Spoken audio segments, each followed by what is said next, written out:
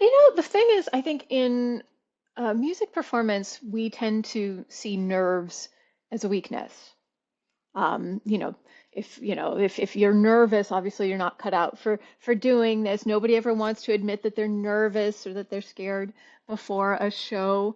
But in sports, it's different. You talk about performance anxiety. You talk about the nervousness of getting ready. You talk about preparing in such a way so that when it comes down to game time, we're just doing what we did in practice. It's nothing different. When I was younger as a cellist, I always had this feeling kind of like, okay, yeah, I've practiced, but now I'm supposed to, you know, kind of do something I've never done before. Like I should be today 10, who I should be 10 years from now, when obviously you can't be who you're going to be 10 years from now until 10 years from now. Hi, you're listening to Conversations with Musicians with Leah Roseman, which I hope inspires you through the personal stories of a fascinating diversity of musical guests. Juliana Soltis is an innovative cellist who has done extensive research to connect listeners with some forgotten stories of classical music. In this episode, we talked about her recent album, American Woman, which features cello and piano music of women composers. You'll hear Juliana's insights into the lives of Mary Howe, Amy Beach, Margaret Bonds, Helen Crane, Dorothy Rudd Moore, and Florence Price, and hear excerpts from this album, which Juliana recorded with the wonderful pianist Ruoting Li. Many listeners will be familiar with Juliana's playing as a Baroque cellist, and it was fascinating to hear about how the French relinquished their beloved viol reluctantly to the Italian cello. I really love Juliana's recording of the complete suites for solo cello of J.S. Bach, and you'll hear some music from her album Going Off Script, the Ornamented Suites for cello. Juliana shared great advice about performing from an athlete's perspective and also the joy of connecting with audiences. This interview begins with one of her beautiful greyhounds, and for those of you watching this on YouTube, hopefully you'll enjoy this comforting canine presence throughout this inspirational conversation. Like all my episodes, you can watch the video or listen to the podcast on all the podcast platforms, and I've also linked the transcript to my website, leahroseman.com. It's a joy to bring these inspiring episodes to you every week, and I do all the many jobs of research, production, and publicity. Have a look at the description of this episode, where you'll find all the links, including timestamps and different ways to support this podcast. Hi, Juliana. Thanks so much for joining me. Thanks so much for having me. I've been looking forward to this for a long time. So for those people watching, which of your dogs is this that they can see? This is Cece. You can see sort of his side right here. He's now the older of my two boys. He was the younger. And his sibling, his brother from another mother, Rain, passed away just before the new year. And he's staring at my new greyhound, Rocky, who is lying in the bed that Cece wants to be in. And Rocky's not getting up. I'm also a dog lover, and it's great. So often I've had podcast guest dogs in the picture, but not quite to this extent. So it's really nice. Well, yeah, greyhounds are really rather long, so they can take up a lot of screen space. So I'm so looking forward to this conversation. You're such an interesting and beautiful musician, and we're going to focus very much on your recent album, American Woman, but I hope to get into some of your other projects and your life as a musician, which is so varied. So Ruoting Li, the pianist, mm-hmm. Did you know her quite a bit before you started this project? No, actually, Ting and I were brought together by my late producer, Joe Patridge, specifically for this project. I had started working on American Woman with another pianist, and things didn't work out. And there was a moment there where it looked like the whole project was dead in the water, which was just devastating because it, was years of research had gone into this, and of course all the time that you spend tracking down the scores. I think the Margaret Bonds Troubled Water took me 6 months alone to find a copy of that score, which exists only in manuscript. And I thought, I can't believe this is it.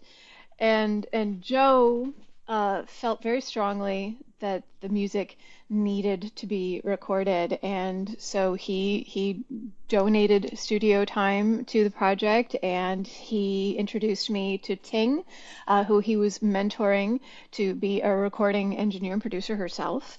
We just hit it off. Sometimes these musicians, you really hit it off. You have similar ways of playing, similar ways of thinking about the music, and we put all of that together, if you condense the time, the sessions that were spread out over several months in just a matter of weeks, which is astonishing.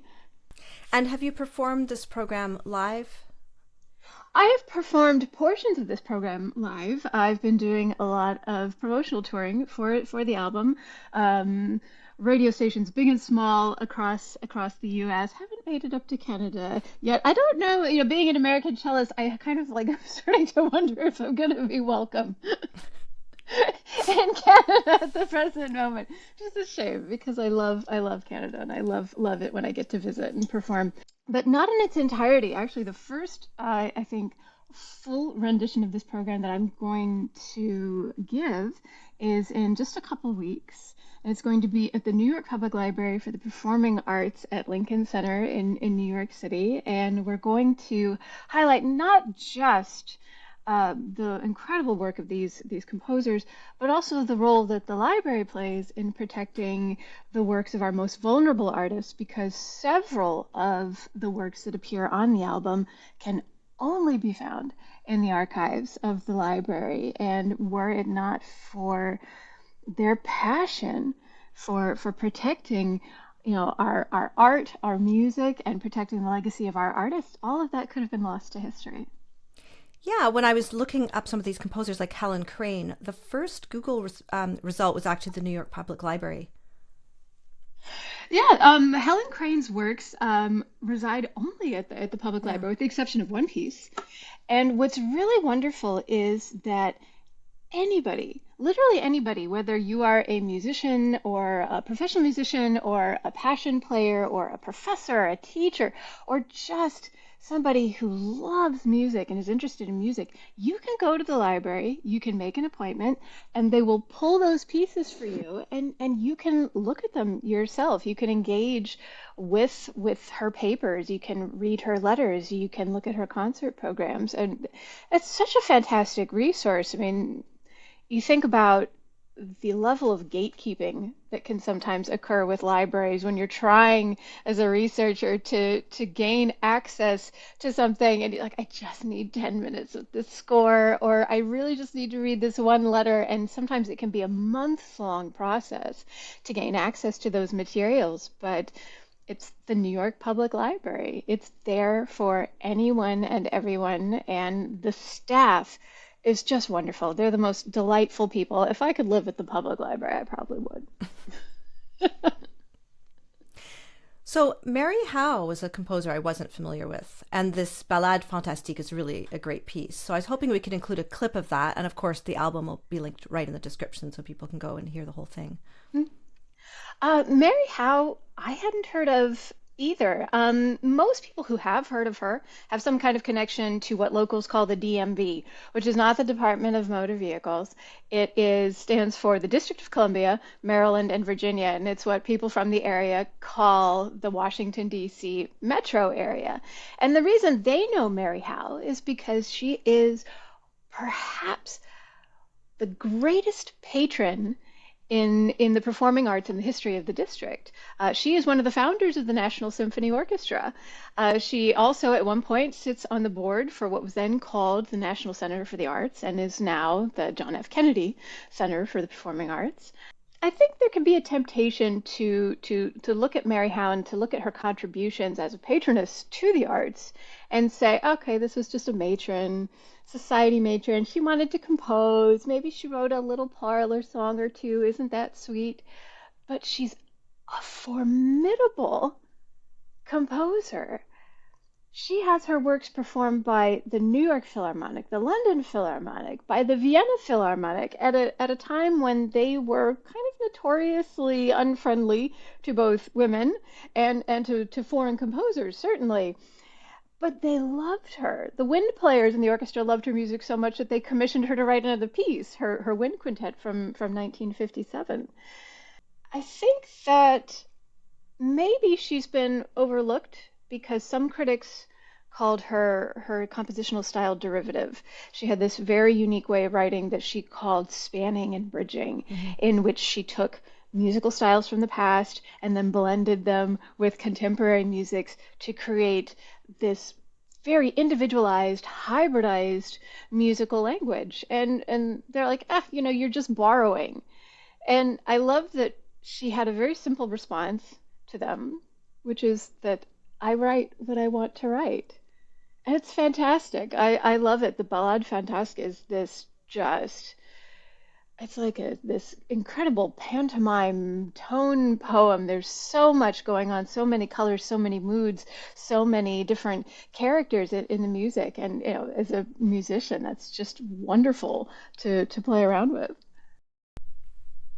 This is a clip from Ballade Fantasque by Mary Howe.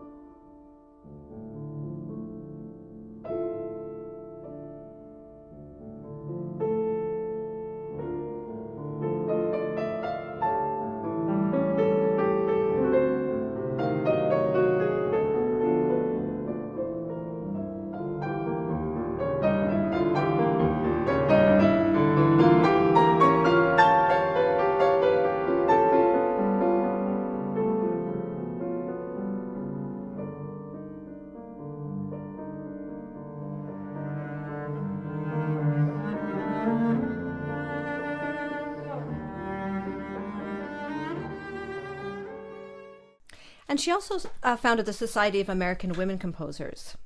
She did. She co-founded it along with Amy Beach. And I have to mention one of my favorite artifacts at the Library of Performing Arts. It's a photograph. And it's a photograph of the moment when the Society of American Women Composers is founded after a breakfast for the Society of American Pen Women, which is a group that still exists today, and all women who write things. So novelists and journalists and poets, and of course, at the time, composers too. And so all of these women composers are there, and they find each other and realize that they're not alone. They're getting a nose in the neck. And so they decide to found their own group, which sadly no longer exists. But at the time, it includes Amy Beach, and it includes Mary Howe, and so many incredible women whose stories and whose music haven't necessarily survived into our modern canonical view of classical music. But there's so much to explore. So what was the impetus for you starting this research project? It actually started, like so many things, during the pandemic. I still think people don't quite realize that for those of us who are performers, particularly in classical music, sometimes we schedule things years in advance, and within a matter of weeks, everything evaporated. My schedule cleared out. It was unreal, and suddenly we're all at home. We have all this time on our hands, and I really wanted to do something that I could, keep doing and I could see through to completion at a time when everything was so up in the air. And I had started to wonder about the idea of American identity in classical music. I'm always described as American cellist, Juliana Soltis. And I thought, I really don't know what that means.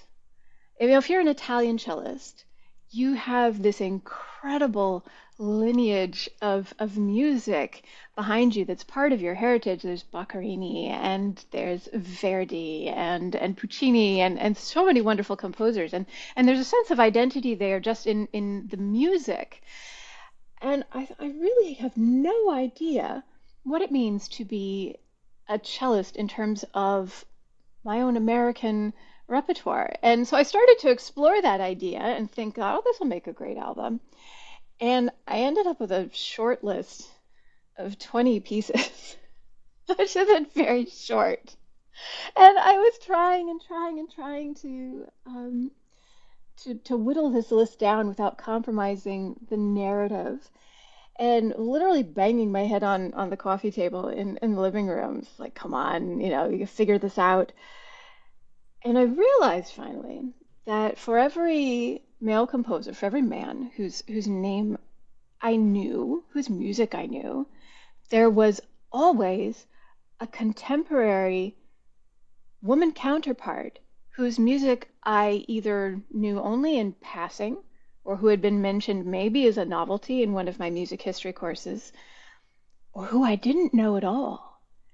And yet they formed this continuous history of which I had been completely unaware. And I thought, this is the story, that this lost legacy, this secret history of women who have been continuously composing in American classical music. And I thought, this is the album that I have to make.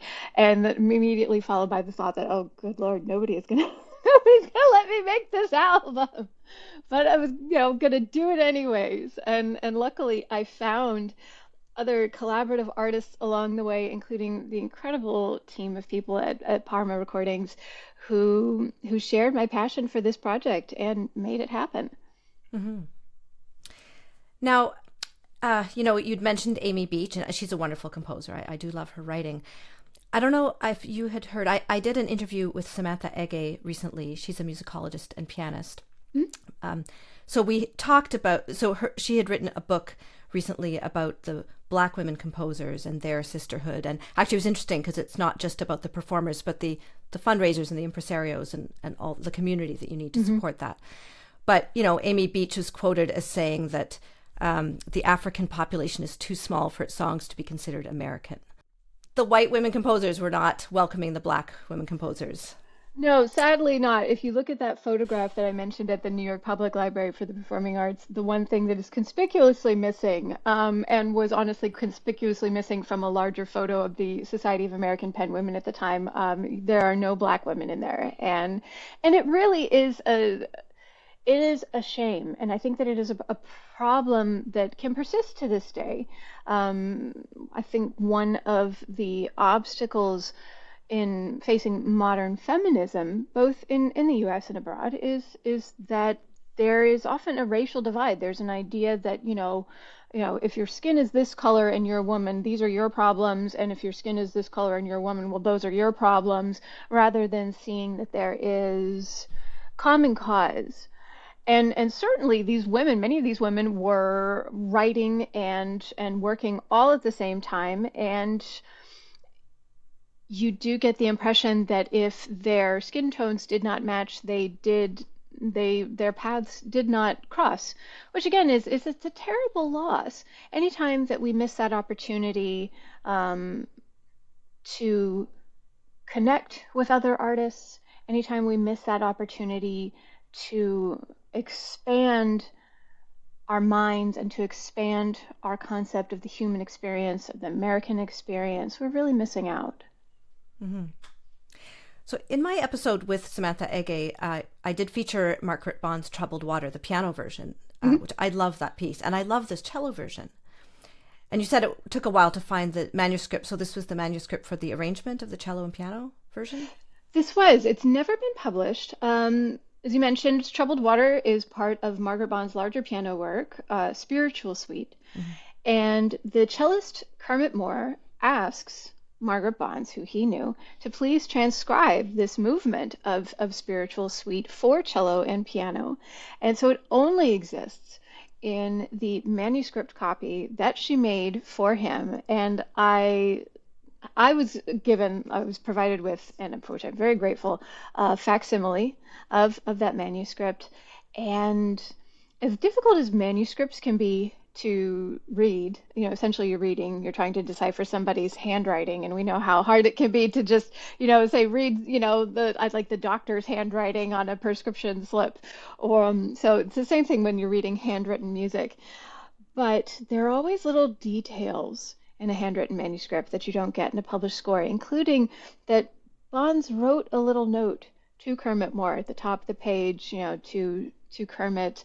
This was a true labor of love, this transcription that she made just for him, I believe in 1964. And I have to say, it was worth every second, every email, every ounce of effort that I put into tracking it down. Mm-hmm. Yeah. This is an excerpt of Troubled Water by Margaret Bonds. You can also hear the original piano version in my episode with Samantha Ege.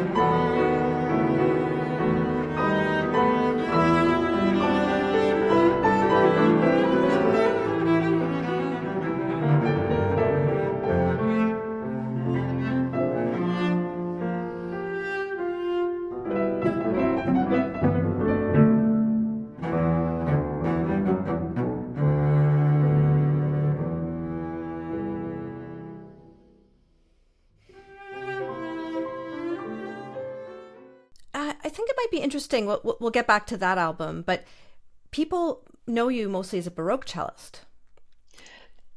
This is true. The new album, I think, really came out of left field for a lot of people who only know me from my two previous albums, which, as you mentioned, both are on Baroque cello. So I was looking at your main teachers, and I was kind of curious about your path, and also, were you still playing modern cello when you were mostly playing Baroque cello for many years?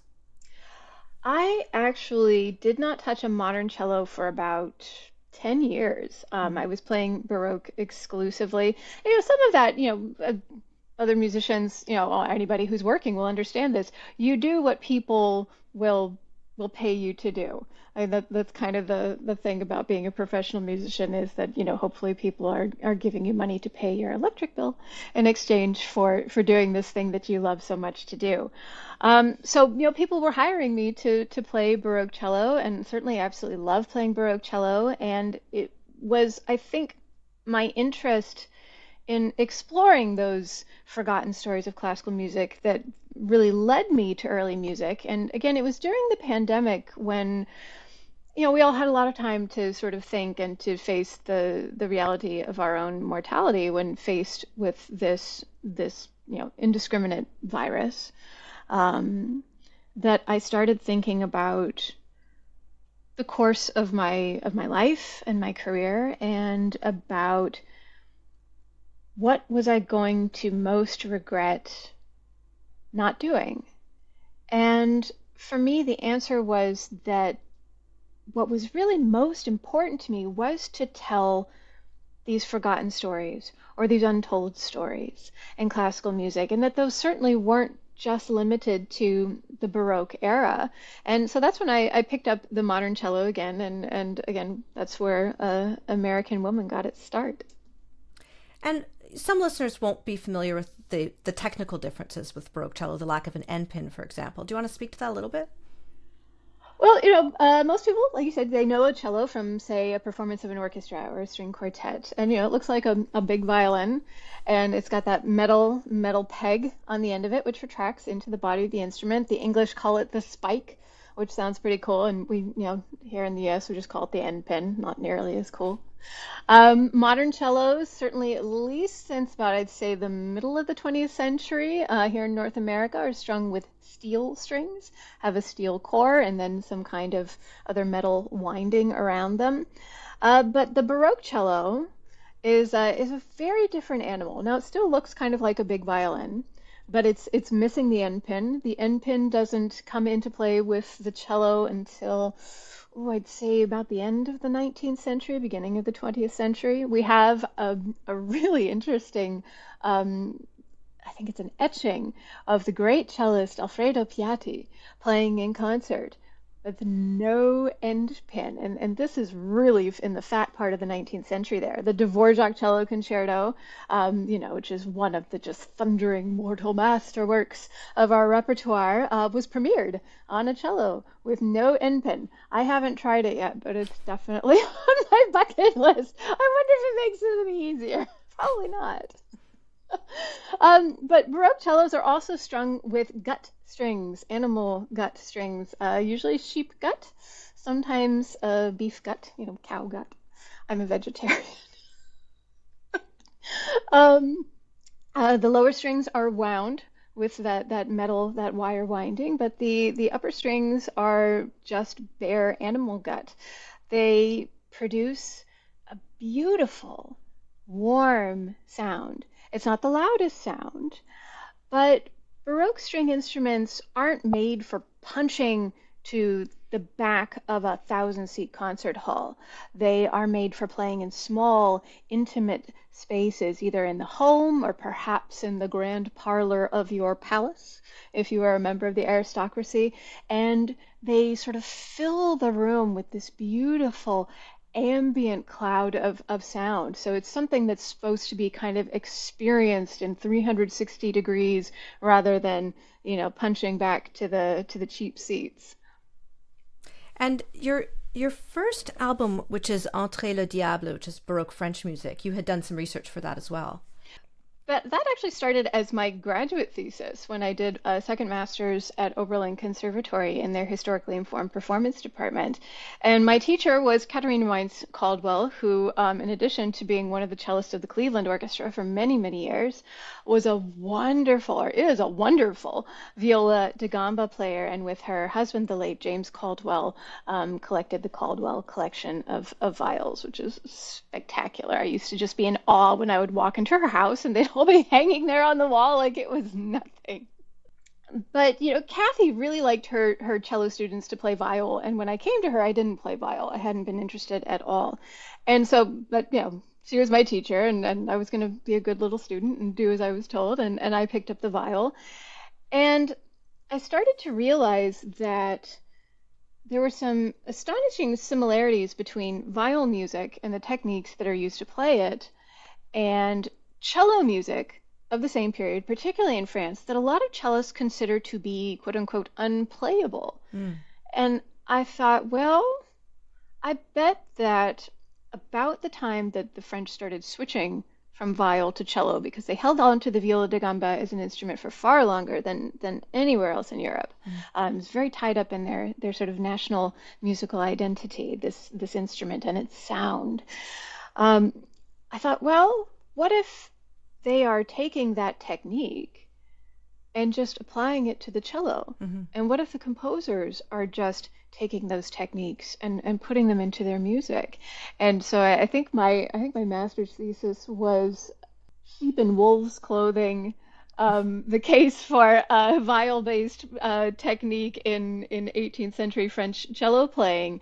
And the more I researched, the more I found that this was actually like a culture wars kind of moment in 18th century France. There's actually a book, a little treatise, that is called In Defense of the Bass Viol Against the Enterprises of the Cello and Violin. Like these invading Italian instruments are coming for our soul. And I found that this was very real for them, that it was a very big deal when the cellist Lanzetti plays at the Concert Spirituel for the first time. And the impact that it has, it's a little like when all the Italian musicians started going to England during the reign of the Hanoverian kings. things, and you see this change in English music. It becomes less that homegrown, that indigenous kind of English music with their unique harmonies, and becomes much more Italianate. A friend of mine who studies that particular period calls it the greatest tragedy in the history of English music. It's when the Italians came. And so it's a similar thing. The composer, Jean-Baptiste Barrière, starts out writing in a very, very French way, very informed by viol music. And then he goes to Italy for a while. And he lives and he works and he studies in Italy. And he comes back and his music has completely changed. It's much, much more Italianate. That devil cello has finally triumphed. And all this happens within like 25 years. Which is absolutely incredible to think about that kind of change happening in that, comparatively short amount of time. And again, that for the French, this was a real moment of cultural crisis. So what we think we're going through today is honestly nothing new. Everything old is new again. So I'm curious about, you said people considered some of this music unplayable. So did it have to do with the tuning of like the strings being closer together intervallically on a gamba, or what made it easier to play from that perspective? There are ways in which you will understand this as a violinist. We are taught to play a certain way when we play violin family instruments. There's a lot of finger independence, we very rarely bar our finger across the string, because let's face it, the intonation's not going to be super accurate, and the next thing you know, you're kind of trying to twist your way to like get that one note of the two that's not in tune.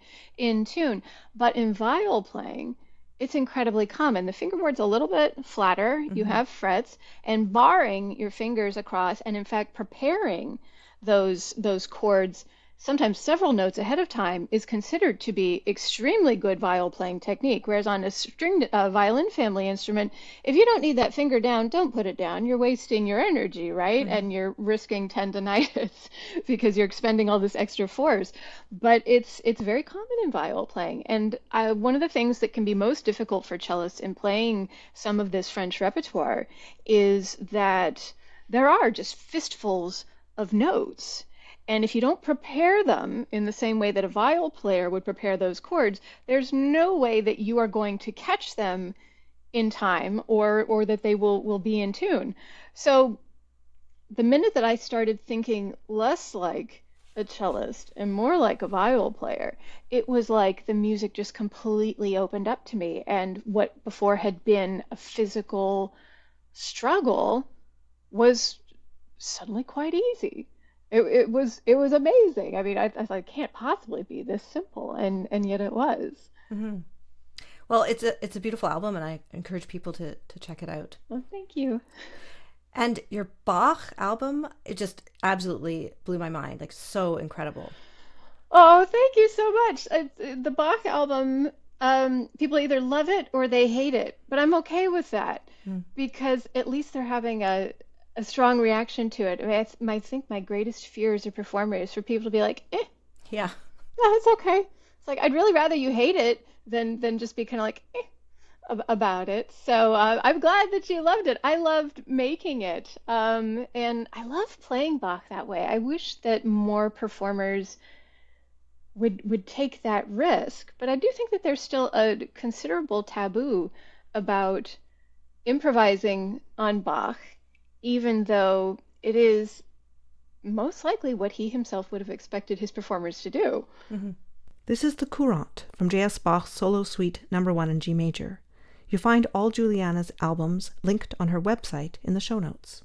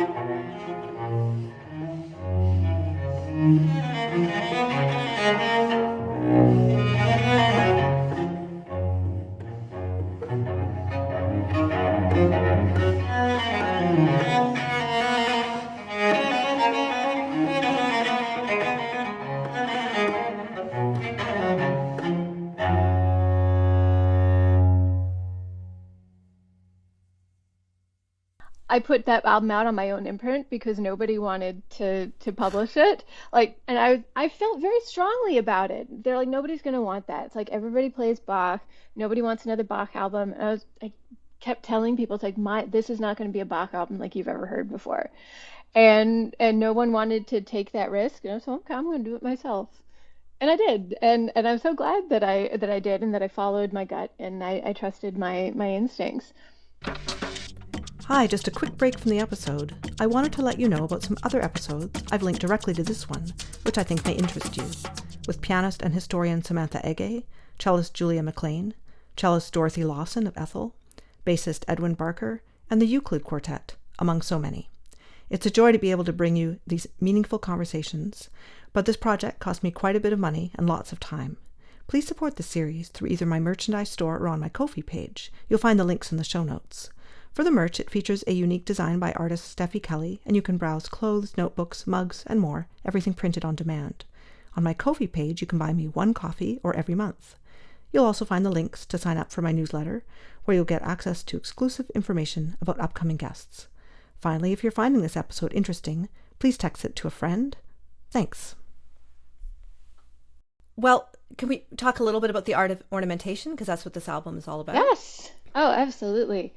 It's got to be the most difficult thing, I think, when you start to explore the world of historically informed performance, to, one, wrap your head around the idea that the notes on the page aren't all there is to the music. When you're looking at, Baroque music, classical music, even I would say music from the Renaissance, what's on the page isn't music. It's a recipe for making music. And the music is what happens in the moment when you're playing, when you're performing, when you're sharing that moment with the audience. And the music isn't complete until you as a performer add in these little improvised interpolations that we call ornamentation. Now, as you know, particularly I think as string players, we are brought up now in this post-19th century pedagogical tradition, post 1945. We've all read Milton Babbitt's, who cares if you listen. We are supposed to play what is on the page exactly as it is written on the page. Do not deviate from what is on the page. I have been, or in my younger days, I was chewed out by more than one composer who just felt that I was not showing adequate fealty to what was on the page. But with Baroque music, what is on the page is just the beginning. I love to say the Bach, is only the beginning. And it's thrilling the minute that you realize there's so much more to it, and that every time that you play it, it can be a different experience, not just for you, but for your audience, so that you're sharing this special, never to be repeated moment, which takes on even greater meaning, I think, in the digital world where there are like footprints of everything, and we can repeat or discard, at a whim. Here's this thing that's so ephemeral, and you get to share it with however many perfect strangers are in that room with you in that moment, in that performance, and it's something that will bind you together for the rest of your lives, even if you never see each other ever again. You had this beautiful experience together, but it's terrifying when you've been told to play what's on the page, and suddenly somebody says, "Okay, what's on the page is," it's like somebody giving you a recipe, for chocolate cake instead of a cake. If you just play the notes on the page, you're just reading a recipe to someone. And quite frankly, if I've been promised chocolate cake, I really expect chocolate cake.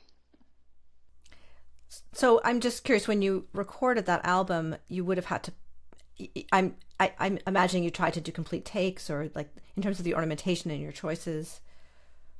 It was tricky, and I had a really wonderful producer on the Bach album, Dan Mercurio, who was thankfully willing to let me experiment as much as I wanted to. Because when you're recording, obviously the goal is to, because you're going to edit, the goal is to give people the best possible version of a performance. It's a performance for everybody who can't hear you live. That's the way I think of a recording. But so often the producer will be like, "Great, one more just like that." And you're like, "Oh boy, man, I really hope I can remember what I just did." But you want them to line up as well as possible, so that then, of course, when you go to edit, that it's as seamless as possible, and then you don't have to edit as much. So here I am doing this kind of, absolutely antithetical to the whole, "Hey, one more just like that" approach to recording. And we ended up essentially with probably 10 Bach albums. It was a lot of material, and it was difficult to then go through and say, all right, what version of this do I want to put down for this moment? Somebody said to me, "Oh, well, it's completely, at cross purposes to record something that's supposed to be improvised." And it's like, well, yeah, but do we not want a world with the album Kind of Blue in it, or anything else by, like, Miles Davis, Charlie Parker? I mean, those are all jazz musicians. Jazz is improvised. Are we going to say never record jazz just because it's antithetical to the spirit of the music? No. Again, a recording is a performance for people who can't hear you live. I love recording because I think it's in many ways just incredibly democratic. It gives anyone, anywhere, access to this wonderful music, and I think that that's incredibly important. Yeah. So in terms of your teachers and mentors, you had mentioned Catharina. What do you think was the main thing you remember from those lessons?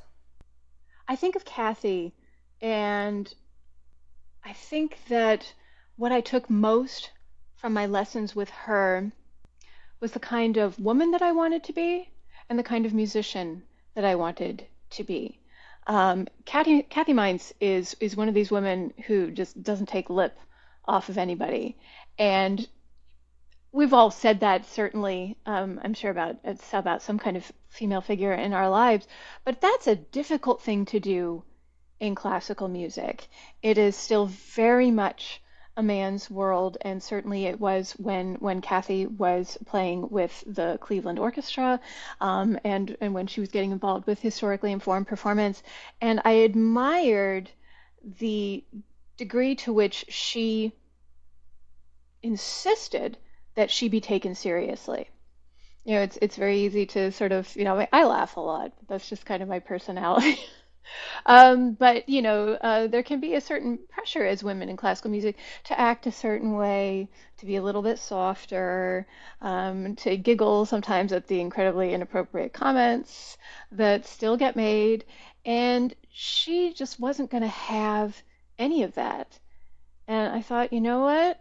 This is the kind of person I want to be. I want to be someone who enters the room and says, I deserve your respect. And as a musician, Kathy is fearless. She's really fearless. And I'll never forget this one lesson. She was not somebody who handed out compliments. It's that old school of teaching where they're like, it is not my job to compliment you. It is my job to figure out what you can do better so that you can be the best possible musician that you can be, and then they toughen you up a little bit, because it's not the easiest life, if this is what you want to do. And in my lesson, she says, Juliana, every note you play is so beautiful. And I was like, oh my God, is she going to actually say something nice to me? Am I dying? Is she dying? What's going on here? And I'm like stunned. I'm sitting there in my chair. And she goes, every note is like a perfect pearl. And it's so boring. I just can't stand it. And it was like, there it is, the insult I was waiting for. But she had a point, which was that every note I was playing was equally beautiful.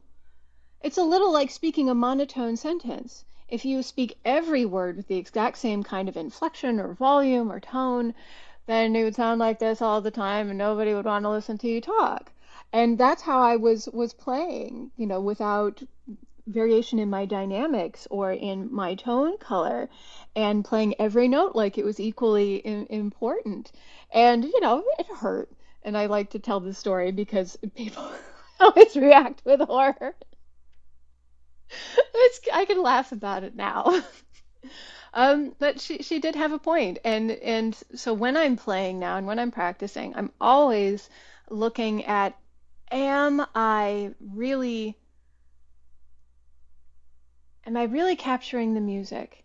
Am I using everything at my disposal to convey whatever it is the composer put on this page, to get that out there for the audience? Because it's not about me. If I just wanted to, play the cello and please myself, I could have another job that I paid more and then just play for fun. But you're there because I'm there on stage because the people in the audience need something. And I don't necessarily know what it is. Maybe they've had the best day of their life and they're there to celebrate. Maybe they've had the worst day of their life and they're looking for consolation. Maybe the piece I'm playing, unbeknownst to me, was on a record that their father would play every night when he came home from the plant. And that was the only time that they got to spend together when someone was a child, but they're there for a reason. And it's my job to provide whatever it is that they're searching for. Yeah, interesting perspectives. I wanted to ask you, because I noticed you stayed off social media for a long time, but then with this album, you're actually very active in it, really making connections with your audience. So that's the flip side, right? I do have kind of a love-hate relationship with social media. I have to admit that I find that spending time on social media can be very bad for my mental health. It's just too tempting to start comparing yourself to what you perceive other people are putting out there. And that's not a good use of my time. It's not useful to worry about what other people are doing or not doing or getting or not getting, when I could be doing my own work and worrying about what it is that I'm putting out into the world.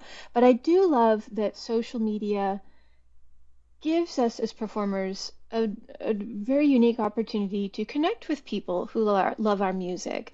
Certainly, I think that's something very new for people in classical music, where there's always been kind of this remove between performer and audience that you don't see as much in other genres of music, like pop or hip hop, where, in the concerts, they're standing on stage, they're reaching out into the audience, they're pulling audience members out on stage, during grunge, they're, jumping into the mosh pits. That's not really something we do as classical artists. So it does let me share my work and share a little behind the scenes kind of part of my process with people, and I do enjoy that. But it's been a struggle to find a balance between that community engagement and yet not going down the darker path that social media so very easily can offer to all of us. Doom scrolling is not my friend. Yeah. Well, if we could go back to your album American Woman. So Dorothy Rudd Moore, powerful composer, you recorded her 1971 Dirge and Deliverance. So I noticed she died in 2022. Did you ever meet her? I discovered her and her music, for myself. Obviously, she was already, a known quantity. Um, I think a month after she died. Oh, And yeah, I had that same reaction. It was like, oh, if I had just started looking sooner, I would have had that opportunity to ask her about her work, to ask her how she felt about it, to ask, questions about the music as I was playing it. And I did feel, and this as a woman I've never met, but I felt this very profound sense of loss as an artist in this missed opportunity to engage with a living composer and to ask those questions that we so often wish we could ask when we're dealing with composers, the works of composers who are no longer with us. Working with living composers can sometimes be frustrating. I mean, it's another kind of human interaction, and there's, it's always fraught with equal opportunity for peril and joy. Um, but good Lord, what I wouldn't give to be able to ask Bach a question or two about the suites, or to ask Dvorak about, did you really mean to make that change there in the cello concerto? And we don't have that opportunity. But when you work with a living composer, you can ask them all the questions that you want, and usually they're quite amenable. They want performers to engage with their music, and so having just missed that opportunity with Dorothy Rudd Moore, whose music really resonates with me, I, it was devastating. so she's founded the Society for Black Composers. Her husband was a cellist, and also it really, I read that none of her works were published. Well, they were not published by, say, a publishing house, but if you're interested in the music of Dorothy Rudd Moore, which I thoroughly recommend, sh her scores are available through the American Composers Alliance, and you do have to pay for them, but they're all available after payment as downloads. So her Mhm. music is very easily accessible.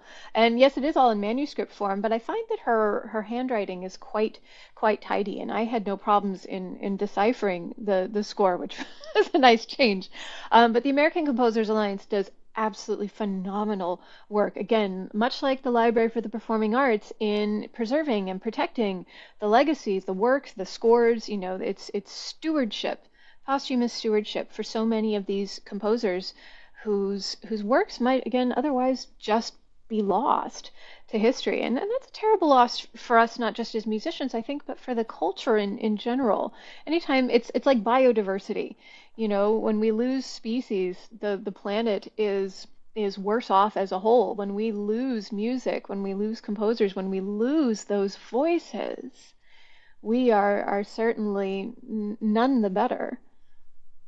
So we'll be including an excerpt from this recording of Dirge and Deliverance. Can you speak to the work a little bit? Dirge and Deliverance, Dorothy Rudd Moore described as being one of her most intensely personal works, and it divides into two sections. There's an opening dirge, which is characterized by these pounding, chords in the piano. And for me, I had images of Israel in Egypt marching, through the desert looking for the promised land. And there is this motivic cell in the cello, it's three notes, that is constantly struggling to break free of these oppressive piano chords, and yet is constantly being dragged back down into this sort of inexorable, unending pounding motion of these chords. That is until the second section, Deliverance, which begins with a very huge dissonant chord in the cello, and then there's a sort of like a battle that is happening between the cello and the piano as the cello is struggling to break free. And I think some of this, I think she did because her husband, Kermit Moore, was this fantastic cellist. The last third of the piece, the whole piece, and a large part of that Deliverance section is actually an extended cadenza for unaccompanied cello. And it's like a soliloquy of sorts. The cello is on the verge of this independence, and it's like it's asking, but what does this independence mean? And are we ever really free? But then the piano comes back in, and they sort of battle it out till the end. The cello, eventually emerges victorious, which I find interesting because Dorothy Rudd Moore, in more than one interview, kind of expressed a fairly pessimistic worldview. But at the same time, she admitted that there was still something in her that didn't want to be defeated. And I think that really comes through here in her music and certainly in this piece. This is an excerpt from Dirge and Deliverance by Dorothy Rudd Moore.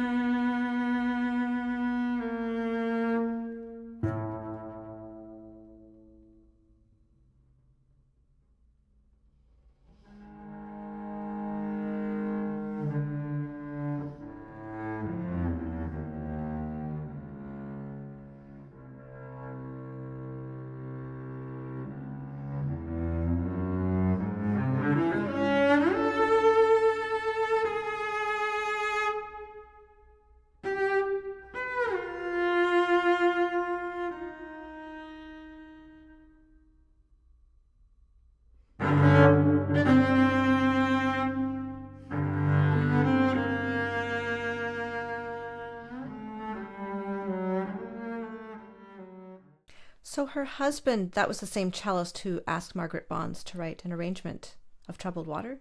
It was. Kermit Moore was a powerhouse, very much an overlooked powerhouse of 20th century American music.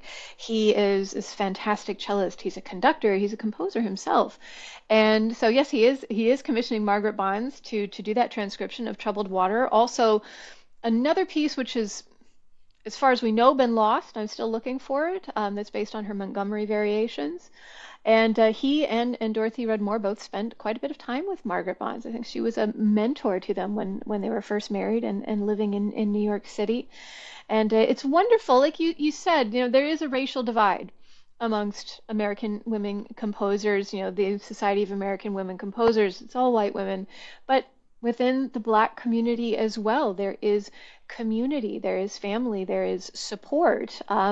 All of the Black women composers on the album are connected in some way, from Florence Price to Margaret Bonds to Dorothy Rudd Moore. And it's wonderful, again, to see that lineage and to see that tradition, that heritage, that unbroken thread running through American music history.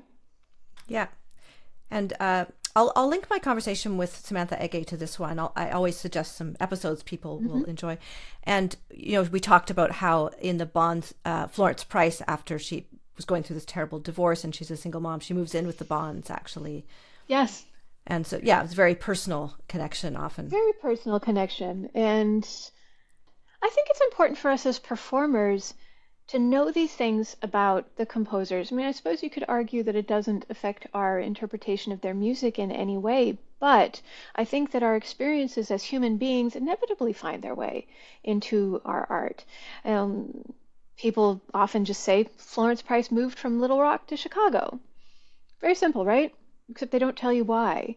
And she moves because there's a plot to kidnap and murder her youngest daughter in retaliation for the death of a white child. So it's not that she's just moving to Chicago. She and her family are fleeing for their lives. And at the time in Chicago, when she is first coming to national attention, she is essentially rebuilding her life from scratch because she's had to leave everything behind. And then the young Margaret Bonds is a part of that. Margaret Bonds wrote about how she was always helping Florence Price prepare parts and prepare scores because she always needed help. And so again, that sense of community, that personal connection. And I think those things must in some way inform our performance, to know what the composers went through just to write the music, just to get those notes down on the page so that we could play them. Mm-hmm. And we talked briefly about Amy Beach. She was prevented, she had pushback from her husband, from society.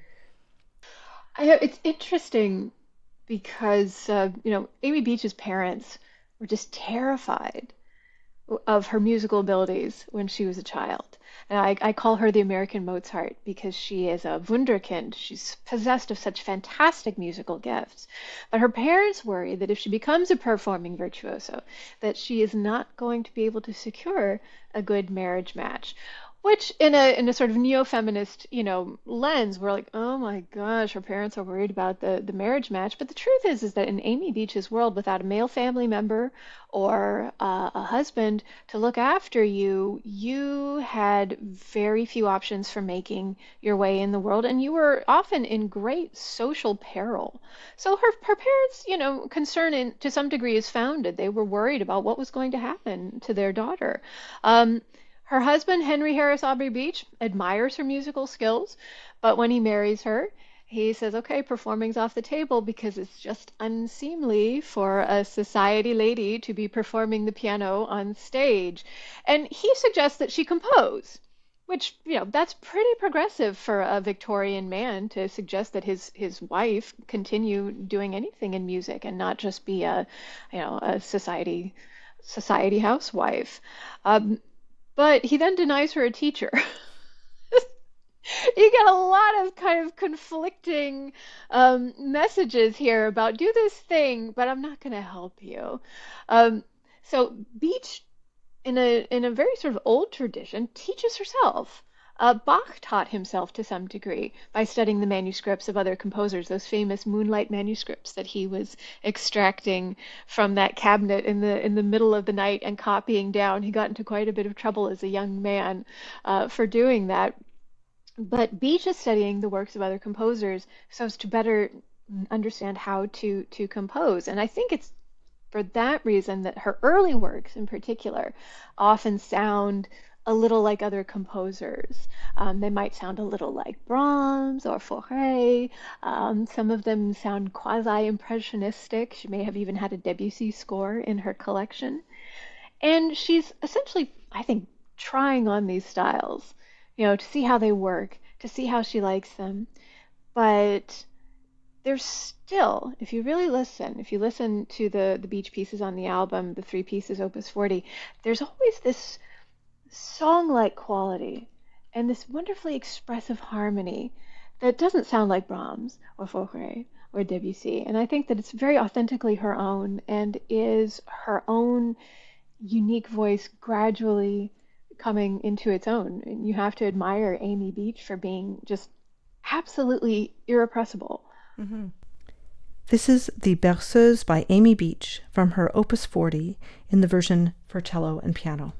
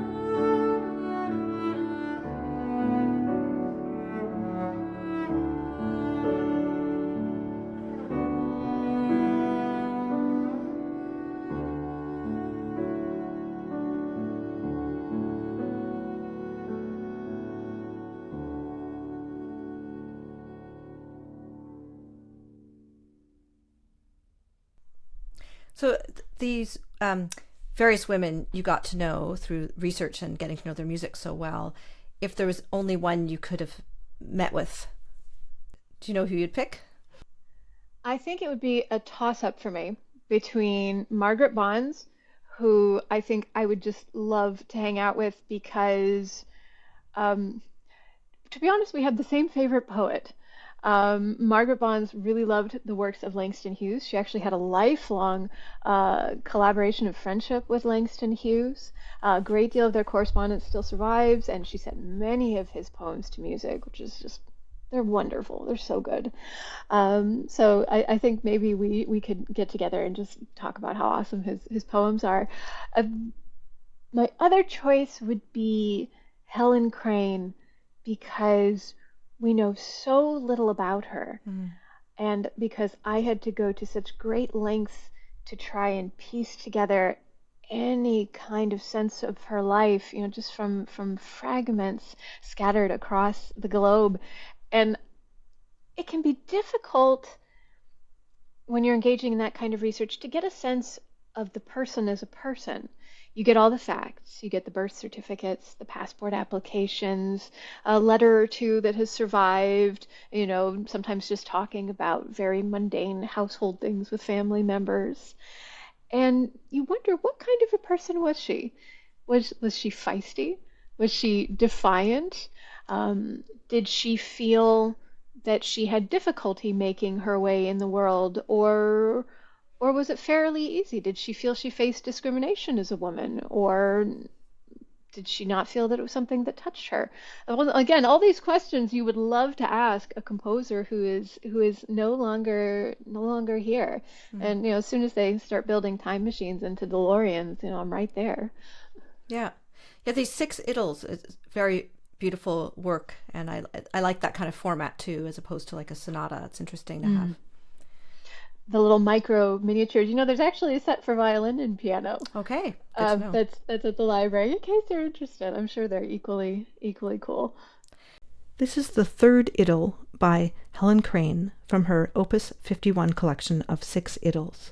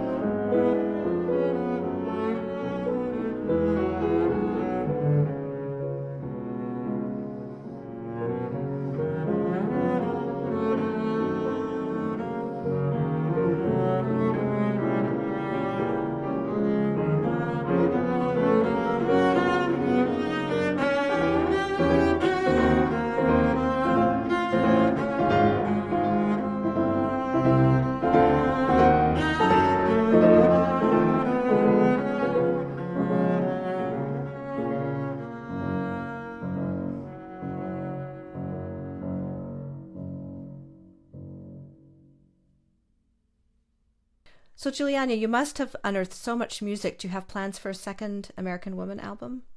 I initially hadn't planned on doing a second American Woman. I thought it would just be, sort of repertoire fatigue for my audience. But since the album came out, there have been a number of listeners and even critics who are like, so when's When's American Woman Part Two, Volume Two, The Next Generation coming out? And I think that I will.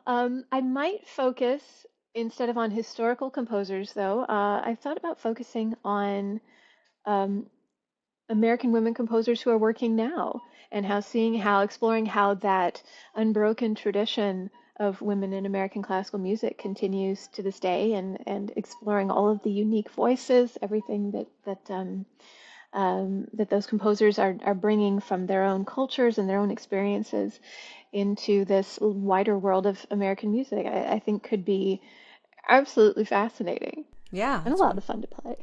that's wonderful. So you grew up in West Virginia. Mhm. So were you playing traditional music as well? I did not play a lot of traditional Appalachian music. Certainly fiddle players do, but I think I might have suggested it once or twice, and the pushback was that, oh, we don't really use cellos. Maybe if you want to play the upright bass, the bass fiddle. And I was like, no, I'm gonna skip it. But I love that kind of music, and I think someday I really do want to spend some time exploring that part of my own musical heritage. I mean, certainly it was something wonderful to grow up with, that freedom of expression, and that constant melding of very old and very new traditions. Mm-hmm. You don't find it anywhere else. We just talked about some of your teachers. I was curious, like, you had a teacher, Yeesun Kim, who has a chamber music career. And when I looked her up, it said she has a cello that's one of the oldest in existence, like from 1576. Yes. And I was Oh, thinking about the stories that instruments could tell. yeah. Oh, we used to just, get all dewy-eyed and doe-eyed over her cello, which is a just even beautiful to look at instrument. It comes from that era when instruments were actually often painted, and there are like these beautiful dragons painted onto the back of the instrument. And it's amazing when you think about how old it is that all that detail has survived. And there is something special about an old instrument. My primary Baroque cello is made by the man who made Mozart's violin. And you think about, as you said, all the stories that an instrument, if it could talk, that it would tell about the composers that it may have encountered, or the famous performers, or the moments in history that it might have witnessed. And when you own an instrument like that, I mean, you aren't so much an owner as you are a guardian. You're a steward. You are fortunate enough to add to the story of that instrument, to safeguard it, to maintain it, and then to pass it on to the next generation. And there is almost a sense of immortality in that, in being a part of this greater human story. Yeah. We talked at the beginning of this about, legacy and your purpose and how the pandemic shut down performing. And you're such a devoted performer. You love connecting with audiences. What did it feel like when you were able to go back and perform again? It was overwhelming. I don't usually suffer from nerves. I will say some of that I think is because when I was a little kid, I actually did sports. I was a student athlete. I was a varsity swimmer in high school, if you can believe it. But you learn to deal with your nerves and to perform when you're all kind of keyed up when you do sports. So I don't often find that it's something that affects me when I'm playing the cello.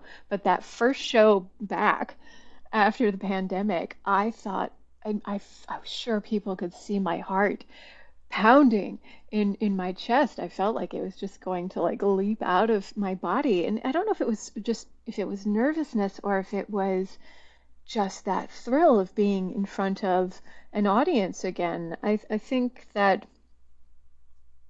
not purposely, but inadvertently, many of us as performers had kind of taken performing for granted.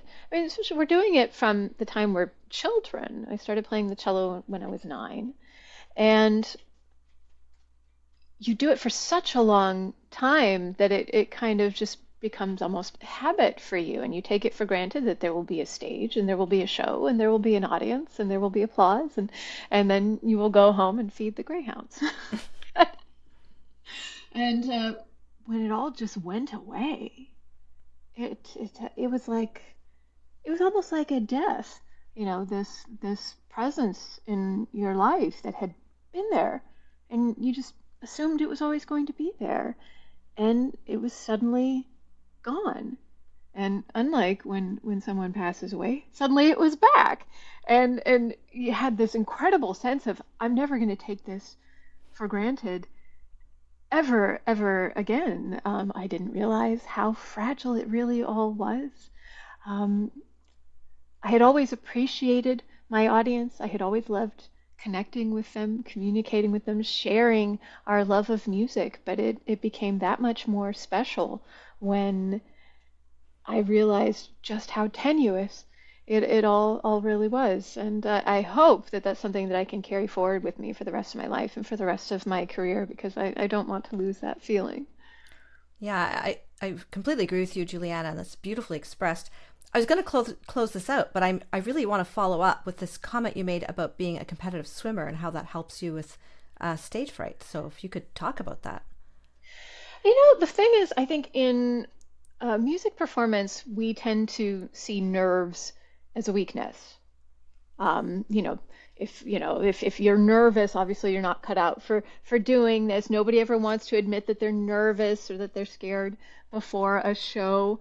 But in sports, it's different. They talk about you talk about performance anxiety. You talk about the nervousness of getting ready. You talk about preparing in such a way so that when it comes down to game time, we're just doing what we did in practice. It's nothing different. When I was younger as a cellist, I always had this feeling kind of like, okay, yeah, I've practiced, but now I'm supposed to, kind of do something I've never done before. Like I should be today who I should be 10 years from now, mm-hmm. when obviously you can't be who you're going to be 10 years from now until 10 years from now.